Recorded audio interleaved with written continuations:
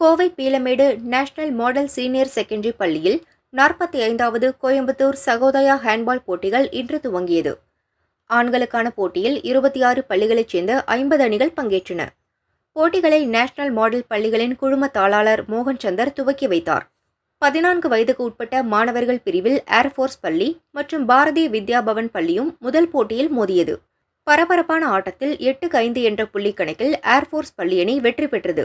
இரண்டாம் ஆட்டத்தில் national model பள்ளி அணியும் மான்செஸ்டர் பள்ளி அணியும் மோதியது.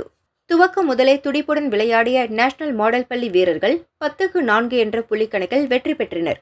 அதேபோல் 17 வயதுக்கு உட்பட்டோர் பிரிவு முதல் போட்டியில் வேல் சர்வதேச பள்ளி அணியும் PSBB மில்லினியம் பள்ளி அணியும் மோதியது. இதில் 13-11 என்ற புள்ளி கணக்கில் வேல் சர்வதேச பள்ளி அணி வெற்றி பெற்றது. இரண்டாம் ஆட்டத்தில் ARV பள்ளி அணி 11-10 என்ற புள்ளி கணக்கில் வித்ய விகாஷ் பள்ளி அணியை வென்றது.